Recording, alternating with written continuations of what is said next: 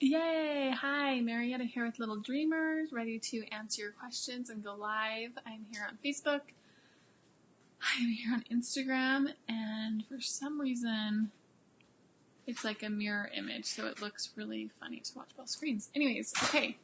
I am still having some difficulties with my comments, so I have my browser up in the background on Facebook, so that I can see comments coming in. So I see Kabri and Caitlin has another question. Awesome, Caitlin.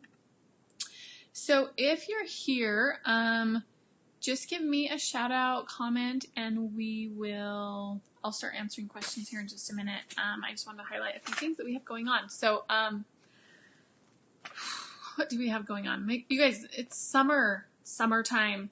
It's time for trips, it's time for fun, and I have an awesome blog post that I'm going to be sharing with you. If you're a subscriber, you will get a link to it on Thursday, and I'm also going to post, I think tomorrow, just on Facebook and Instagram, so you can see some good travel tips. And also, I was on Studio 5 and we talked about this, so that video will be on there for you to see as well. So look for that this week, and I have a blog post coming out next week about the 3 to 2 nap transition. So we're just getting things finalized to get that out for you, and some of you might need that from today's questions. So lots of exciting things coming out. I want to take a minute and just highlight, Audrey is here, and Crudy. Okay, I don't know how to say your name. I'm sorry. Awesome. Okay, good. So I will answer questions just in the order that you comment on here. And lots of people are joining in over here on Instagram too, so that's so fun. But anyways, I wanted to just highlight for you what I'm going to be doing for my birthday.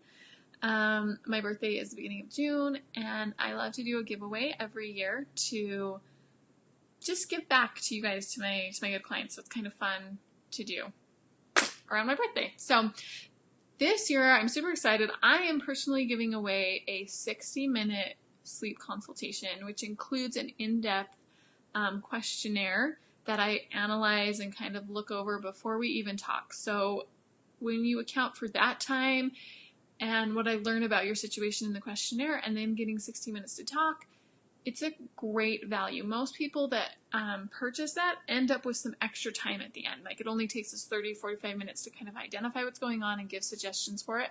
And then they still have, because I let you save that time. Like, if you purchase 60 minutes, you get 60 minutes of time. So if you have 15 minutes left over, you save that and we can use that later. So it's a $120 value, and we'll be giving that away completely free. This is all happening next week, I believe. Yeah, next week, Thursday, is the giveaway. So that's what I'm giving away, but there are a ton of other things as well. We have over $500 worth of product for you from some really awesome people. So just to give you an idea, we have Love to Dream is participating, Wink Naturals is participating. We're doing swaddles and like a baby bundle set with like everything that you need: lotion, teething gel, bum balm, like you name it. And I love Wink Naturals with the stuff that they have. They're really awesome. We have a bunch of credit to a bunch of different cute shops: at Bow Shop, Zoberry Boutique, Little Gray Sweater. They do fun like vintage type outfits. I'm trying to think. Tons of just really cute stuff that I'm super excited. So look for that on Thursday. I'll be posting about it. All of it happens on Instagram. So if you're not following me on Instagram, go follow me so that you can enter that giveaway come next week. It's at littledreamers.us, and obviously all of you over here are. Yay! Okay, so without further ado, let's jump in and ask your questions. Again, I'm just going to start with, oh gosh, my comments are like disappearing over here. I hate technology sometimes, you guys. Like, do you not hate it? I hate it sometimes. Okay, here we go. Okay, perfect. Okay, so Caitlin, I'm going to start with your question since you've pre-submitted it. So if anyone's new here, this is kind of how I do it. Is if you've pre-submitted a question, which you can always do on my pin post on Facebook, if you pre-submit a question, and you show up live, I'll answer it first. From there, I go through any other questions that have been submitted, and then I answer questions for live viewers who didn't have a chance to submit it but want help now. So Caitlin, we're gonna go with you. I'll read your question first, and then I'll read your comment, and we'll kind of go from there. And she says, what is the appropriate bedtime for an 8 to 9 month old? So bedtime can happen anywhere between 6 and 8 p.m. Usually 7 p.m. is a good time, but it totally depends on what naps look like, how long are naps, what time wake up is. So anywhere between 6 to 8 p.m. could work for an 8 to 9 month old, just depending on what their schedule looks like. What do you think about a dream feed? I don't mind dream feeds up until about 4 months, but then I don't like them because it just inhibits your child from sleeping through the night. And at 8 to 9 months, Caitlin, your baby could potentially sleep all night long without any feeds. By 9 months, babies are physically able to sleep all night long. Now, there's a lot of things that prevent that, right? Sleep schedules, sleep associations, all sorts of stuff. So it doesn't always happen, but it is possible by 9 months. So I don't like to do dream feeds when they could potentially be lengthening out and sleeping through the night. I usually nurse my baby right before I go to bed in her sleepy state, and generally she nurses back to sleep. It's an easy lay down and walk out. I just have found that 8 times out of 10 my baby wakes up to eat 30 minutes after I fall asleep, and that is super frustrating. Yeah, this way she wakes up closer to 2, that between 10:30, I'm not sure what you're saying. This way she wakes up closer to 2, that between 10:30 and 11:30. What are your thoughts? So Caitlin, if you're only doing 1 feed at night, which is all that I would recommend between 8 and 9 months, I would recommend a cutoff time of 2 a.m. So I wouldn't feed her before 2 a.m. I'd wait till at least 2 a.m. before you feed her. And let me read your comment. I have another question to piggyback. Yes. How long is too long to let my 8.5-month-old cry? She cried for 1 hour straight before a nap, and so I pulled her out of her crib. Okay, so I do about an hour for nap time, generally speaking. If you're on a 2-nap schedule, then I would do about an hour before nap time. Is how long we try for a nap, and if they're not asleep after an hour, then I'll go get them and try for another nap about 45 minutes later. And you say 45 minutes later, we tried again, and she cried about 3 minutes and was out. How did I do? You did great. That's exactly what I would do. I don't want her to think if she cries long enough that she'll be rescued from her crib. Right. And that's why we do it long enough, like an hour. But obviously we're going to leave her in there all day. Like, there's definitely a limit during the day, but they learn really well at night, and that transfers over to the daytime. So, okay, thank you, Caitlin. Okay, so then I have Adri next. Adri Thompson. Okay. Oh, and I am supposed to be writing down time. It's hard for me to remember. Okay, let's see if I can do this. Okay, 8 minutes. We'll see if I can get my outline out tonight. Whenever I go over in time, that's what usually falls as the outline. Yeah. Okay. So, Adri says, my baby is struggling with sleeping right now because she's teething. And it's her molars. The molars are the hardest ones. She used to be on such a good nap schedule. Now the last couple of weeks have been all over the place. She's constantly waking up in the night. Okay, so I'm going to go back really quick and stop. You said the last couple of weeks. So typically with teething, what we've seen in some research is that teething really only disrupts sleep for about 2 to 3 days. So usually what I see happening is a child will be teething and it will disrupt sleep, but it kind of continues on, and the parents continue to positively reinforce those wakings by responding to their baby, helping them feel comfortable, and all of those things. So at some point it's no longer teething. After weeks and weeks and weeks of this, it's no longer teething. If you can feel the tooth, like if you feel the tooth, you stick your finger in their mouth and you can feel the tooth, it's already broken through and there's not that pain of it breaking through. If you can't feel the tooth, but you can see the white, then you might be in that stage, but it generally only takes 2 to 3 days for a tooth to break through, and that's really the painful part. So my bet is the habit. Whole long explanation, Adrian, my bet is the habit. Okay, we haven't given her medicine right before bed. Her pediatrician said the bottom molars look like they should pop through this week. Okay, so they haven't popped through yet, but she is, I still am going to say it's a habit because it's not popping through. They're not there, and it's been 2 to 3 weeks. It doesn't take that long for them to pop through, where it's disrupting sleep.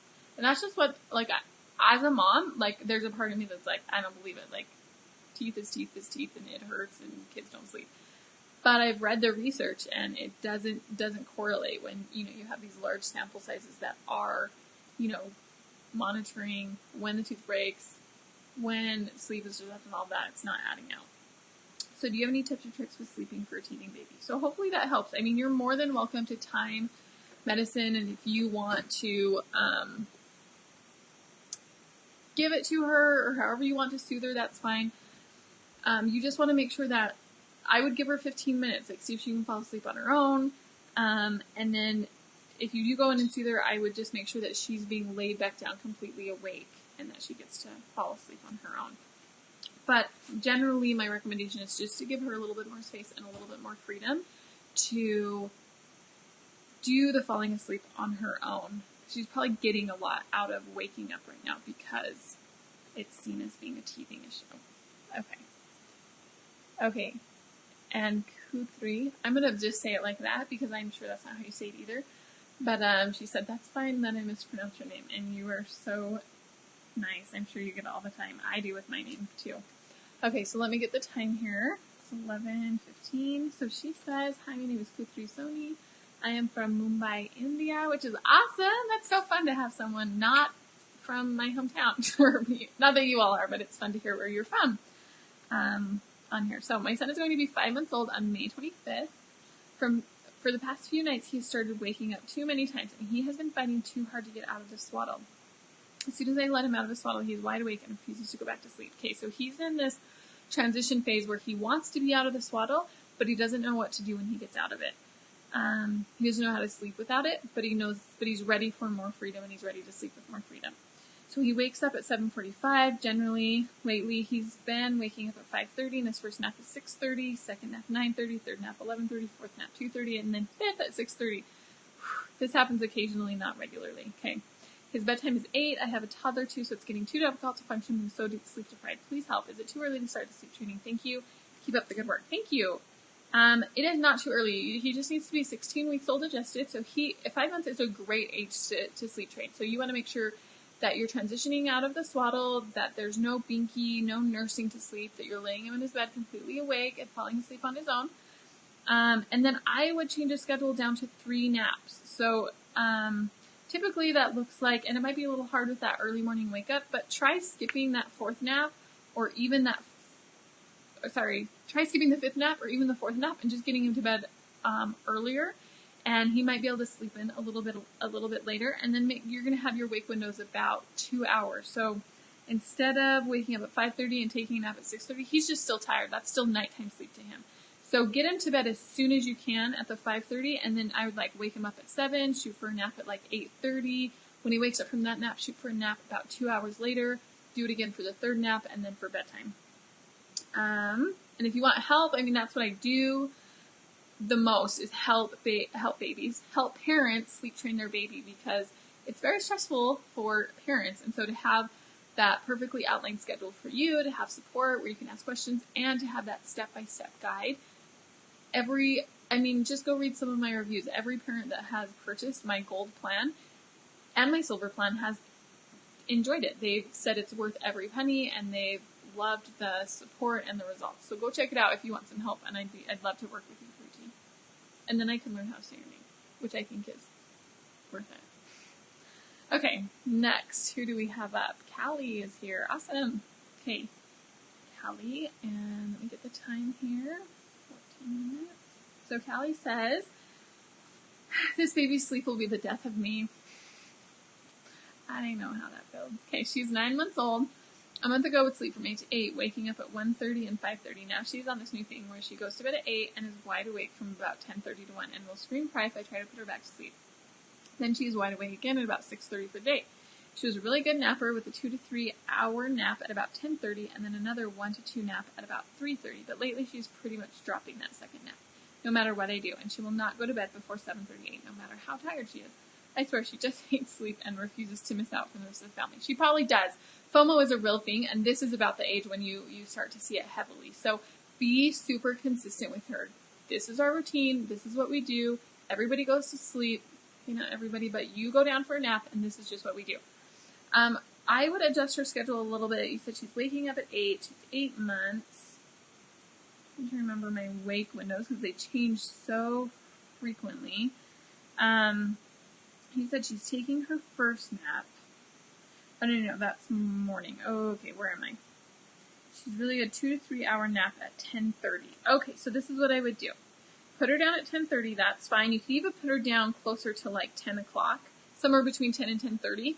And I'd wake her up after an hour. So wake her up at, okay, I'll give you an hour and a half. Wake her up between 11 or 1 to 1.5 hours after that. That morning nap should be relatively short, and you want to keep it short to preserve that afternoon nap. Now, she's taking your second nap at 3:30. Okay, so what might be happening, that's pretty late for a second nap. So let's just assume that she's waking up at 6:30 for the day. Okay, what I would actually do is put her down between 9 and 9:30, let her sleep for about an hour, hour and a half, and then I would do that second nap sometime between 1:30 and 2:30, depending on if it's a half an hour or an hour nap versus an hour and a half nap. Do that second nap sometime between 1:30 and 2:30, and then I would do bedtime closer to, depending on when she wakes, between 6 and 7. So you can do the math and switch it. I'll shift it down to if you want her waking up at 8, but since she's waking up at 6:30, that's what I would do. She's getting too much daytime sleep, and so her nighttime sleep is struggling because of it, Callie. And let me come up here. The screaming in the night is my biggest curiosity. To add to my question I already submitted last night was even worse. Up every 2 hours, bawling, not even fully awake.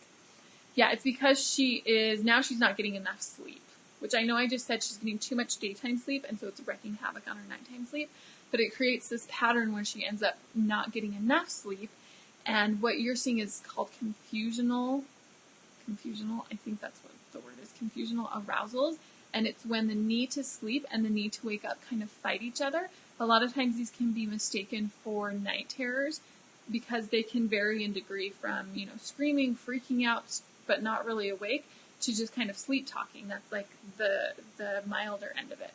So that's what's happening there. Getting less daytime sleep with an early bedtime, and that should iron out as well. Okay. Who was that? Callie? Yes, Callie. Okay, so Jessica's here. Great. I'm so glad you joined us. Cabri, I'm excited. I think that was for our giveaway. The heart eyes were for the giveaway, so that's awesome. Rosita's here. Okay. Okay, Megan, I'm going to jump up. Carrie, I see your comment. I'm just going to answer some that have been submitted. And Jessica, I see yours too, but let me jump up and finish the ones that have already been submitted. Okay, Megan, let's jump to your question. And we are at 18:07. Okay, Megan says, you have helped so much. Thank you, Megan. I appreciate that. My girls are 7.5 months old. We wake at 7:30, first nap at 9:30, sleep 1 to 2 hours, second nap at 1:30 for an hour, third nap at 4:30 for half an hour, then bedtime no later than 7:30. Lately, both of the girls are fighting their last nap. Some days they skip it all together. Is it too early to switch to 2-nap schedule, or is this just a regression I got to stick with? I would say, well, I guess it depends on how often they're skipping that third nap, Megan. So if they've been skipping it pretty consistently, where you're seeing, 5 to 7 days they've skipped it, then I would say, yeah, it's time to make that transition. But if it's like once every 5 days, then they're probably not ready, because that's just not consistent enough. They're telling you they still need to sleep most of the time. They're just having an off day once in a while. I usually say about a week of kind of seeing that third nap missed, or a late bedtime, or early morning. You kind of see sleep disrupted in one or more ways, and then I would say they're ready to go ahead and switch. My blog post next Wednesday, because I put them out on Wednesday, is all about the 3 to 2 nap transition, and that will be perfect for you. So maybe you want to hold off till Wednesday and then read that blog post. But your schedule looks pretty good. What you'll end up doing is moving that first nap maybe 9:45 or 10, moving that second nap closer to 2:15, and then you'll end up moving bedtime earlier, maybe 6:45, 7. Again, I'm throwing out round numbers. I'm not doing the math. Just to kind of give you an idea, but you get the idea. You're spreading things out during the day and moving things up at night to help them compensate. So, perfect. Okay. Okay, and I'm going to come back here really quick. Okay. Okay. So, let me jump up here and answer some other questions that were submitted, and then we'll get to comments, okay? So, Ashlyn Patton, she says, can you give me an idea of what a good schedule is for a 5-month-old? How long are awake times usually, and how long should naps be, and how many naps at this point? We are currently sleep training. Awesome, Ashlyn. Okay. So I did mention this a little bit earlier. Didn't someone have a 5-month-old? Oh yeah, at minute 11:15. So you might want to go back and see what that schedule was. But my ideal nap schedule for a 5-month-old is a 7 a.m. wake up, nap sometime between 8:30 and 9. Typically that first morning wake up is a little bit shorter than the other ones. So like an hour and a half, hour and 45 minutes. That first nap can be anywhere from 1 to 1.5 hours I like to keep it at. So we'll say you have an awesome baby and they wake up at 10:30. It's about a 2-hour wake window after that. So they wake at 10:30, next nap would be at 12:30. That's a 2-hour nap. Actually, we'll do an hour and a half again because you have another nap coming. So that would be 2. And then your third nap would be about 4 for 30 minutes would be 4:30. And then your bedtime could be about 6:30. Now, those last 2 wake periods could be slightly longer depending on your child.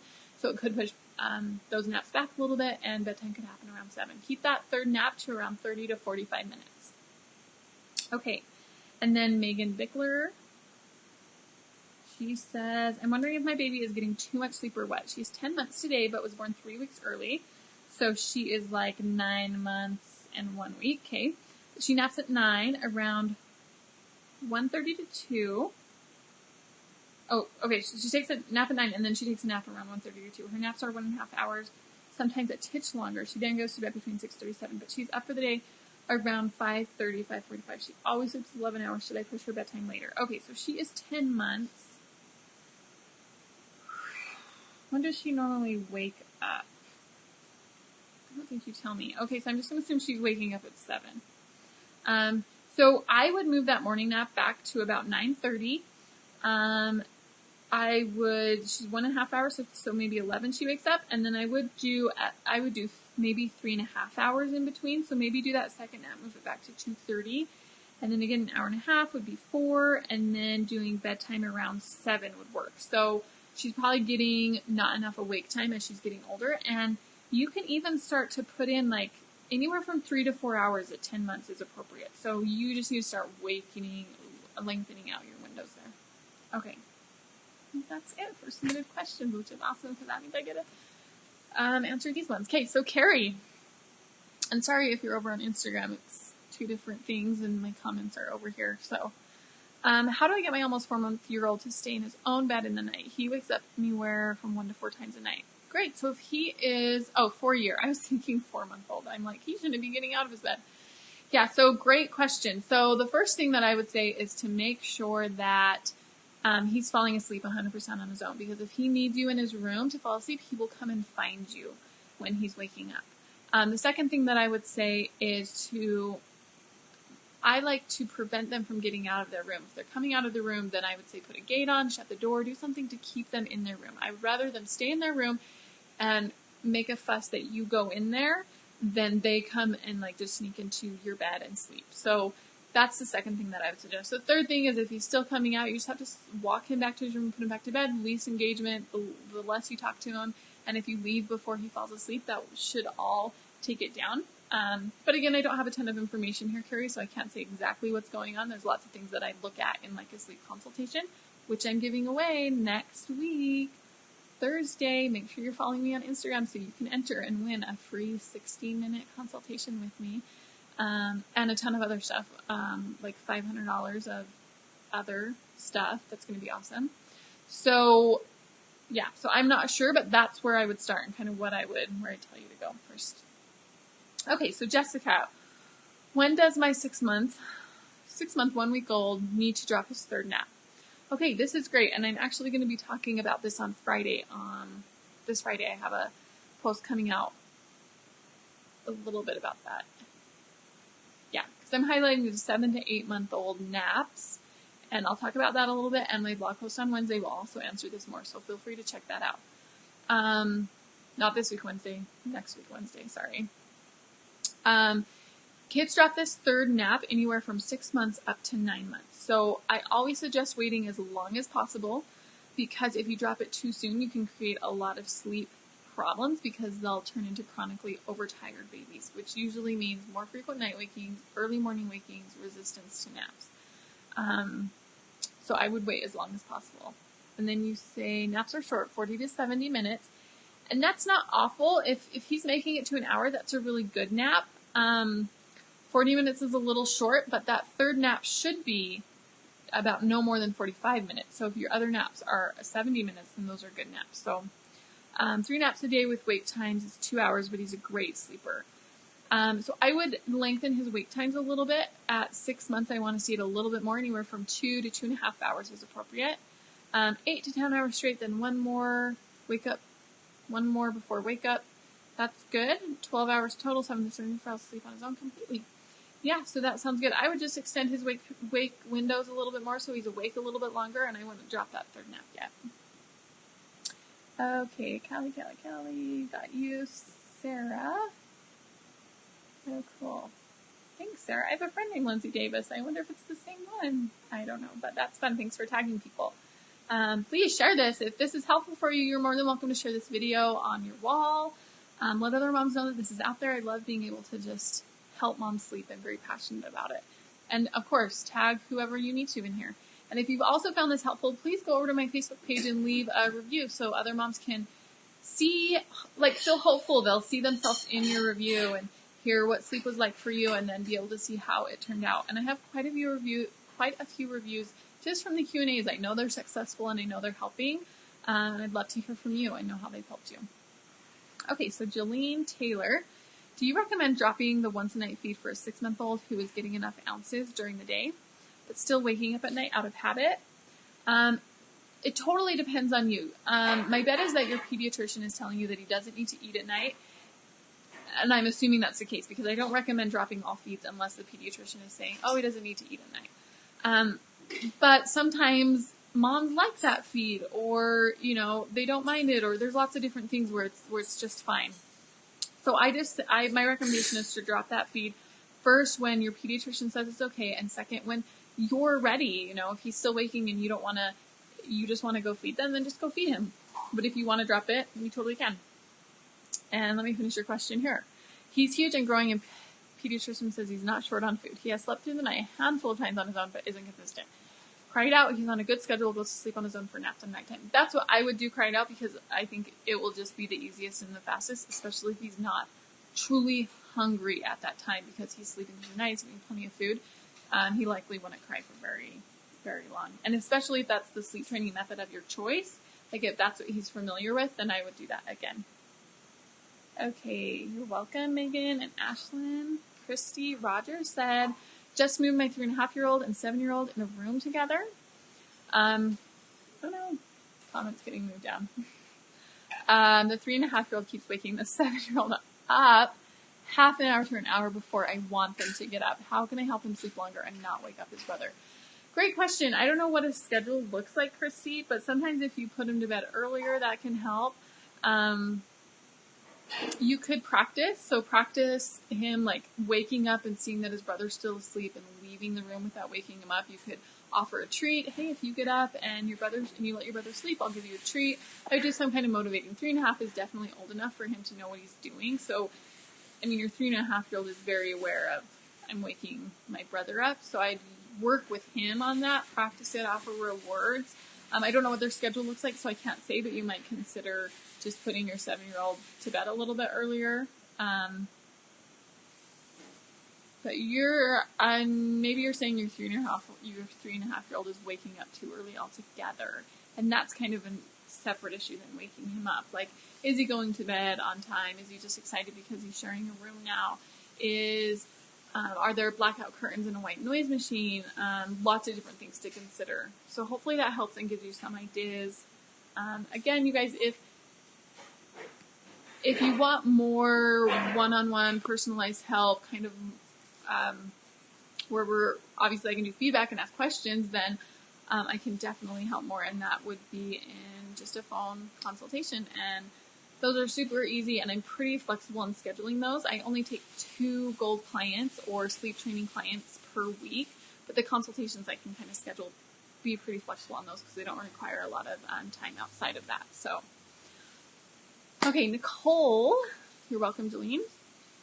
Nicole says, sorry, 9 months old. She just started sleeping 2 to 3 hour chunks in the night instead of waking every 45 minutes for the last 4 months. Did I miss your... Oh, I missed your first one, Nicole. How do I help my girl go to bed earlier in the night? She goes to bed so late because I go to bed late, but she sleeps in, which is nice. I would start adjusting it by 15 minutes. So say she's going to bed at like 10 o'clock and she's sleeping. She should be sleeping about 12 hours at night. So say she's going to bed at 10 o'clock and she's waking up at 8 o'clock. I would just wake her, technically, that's a really weird, that's not very many hours at night. I hope that's not what she's doing, but let's just say she is. So I would just wake her up 15 minutes early, adjust the whole day by 15 minutes, and put her to bed 15 minutes earlier. I would do that for a few days and then do it again. Do another 15 minutes and kind of shift the whole schedule. This is assuming you're on a good age-appropriate schedule. And if you guys ever want to see a highlight of a good schedule, it's obviously not specific for what you're dealing with, but like if you wanted me to look at your schedule, but if you just want to see one, you can always go to Instagram, search the hashtag nap highlight, and it's all of my posts will come up of different age ranges, and I think I have them all on there right now. So different age ranges and like a good nap schedule, so that might be worth looking at. But assuming you're on a good nap schedule, then I would just do the 15-minute shift every 3 to 4 days. Nicole, okay, great. Cabry says Bronson is 5 months and sometimes will fall asleep. Then, as soon as I go to or when I lay him down, he wakes up and then cries until I pick him up. I'm not sure what you're saying, Cabry. He's 5 months, and he will sometimes fall asleep. Then as soon as I go to or when like you're holding him, and then when you lay him down, he wakes up. In that case, Cabry, the best thing that you can do is, instead of helping him fall asleep in your arms, you want to put him down in the crib and let him fall asleep on his own. Kids just want to, babies, whatever, they want to fall asleep. They want to sleep all night long in the same way that they fell asleep. So, okay, Lindsay Stubbs. That's 2 Lindsays, I think. Hey. Okay, my almost 5-year-old has pretty much hated sleep her whole life. She fights bedtime every night, gets out of bed at least 2 times before succumbing to sleep, and wakes at 6:30 a.m. every morning, even with an okay to wake clock, claiming to not be sleepy. How many hours of sleep should a 5-year-old get? Any recommendations on how to get her to enjoy sleep or not fight it every day and night? I would say, my guess is, just hearing you describe her, she's going to be a child who needs a little bit less sleep than normal. So 12 hours is awesome, but that may not happen to her, and you may be shooting somewhere around 11. She's old enough. I would just start looking at what motivates her. At this point in my life, I would say, hey, you can, if you stay in your room, and this is what I do with my kids, they're a little bit younger, but I'm like, hey, if you stay in your room, I can leave your door open. But if you're going to break that boundary that we have up of it's time to stay in your room and go to bed, then I have to shut your door. And we have a childproof lock on it, so that's something you could do for her. And if they come out, then I say, okay, I have to shut the door now because you need some extra help keeping our rule of staying in your room. So you could do that. As kids go from babies to, even as babies, like at some point you can't force them to sleep. So finding, whatever you're going to do for her. So with my one son, when I knew it was before we dropped his nap, I think. Okay, I don't really remember. Maybe it wasn't. But I just knew, I was putting him to bed, and I knew he wasn't ready to sleep, but I just needed him to go to bed at that certain time. And so we had a routine of, you can look at books when you get into bed, but you have to be laying down, and you can leave this light, I had a 10-watt lamp on or something. It was really low light for him, but I said, you can stay in your room and read books, but you have to be laying down. And that helped him fall asleep quicker. So just little things like that, like you get this if you do this, or here's a sticker for you. If you listen to your okay to wake clock, you get a sticker, and then you get to earn something that she's excited about. That's what I would kind of focus on with her. Another thing you could do to get her to sleep more is tart cherry juice, all natural, no sugar. Give an ounce in the morning, an ounce at night, and that typically helps your body produce melatonin better, and therefore sleeping better or longer. Okay.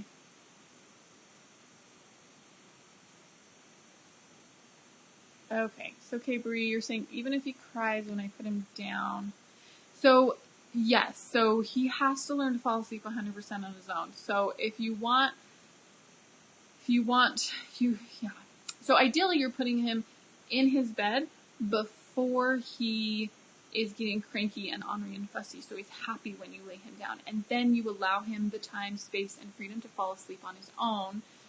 It'll probably lengthen out naps too, because you said he was a short nap taker. So yes, and I have a ton of blog posts, Capri, on my blog website that talk about frequently asked questions with sleep training, 6 mistakes to avoid while sleep training, lots of good things to kind of get you headed in the right direction. And if you find you're confused and you want more help, or you just know that you want more help, I have 2 different sleep training packages that are super popular. One is my silver package and my gold package, and they just vary on how much help you want. So do you want 2 weeks of unlimited support, or do you want a few phone calls? Do you want a customized plan written specifically for you, or a pre-written plan that just gives you the information that you need to follow? So you can schedule a free 15-minute call if you're interested in working with me.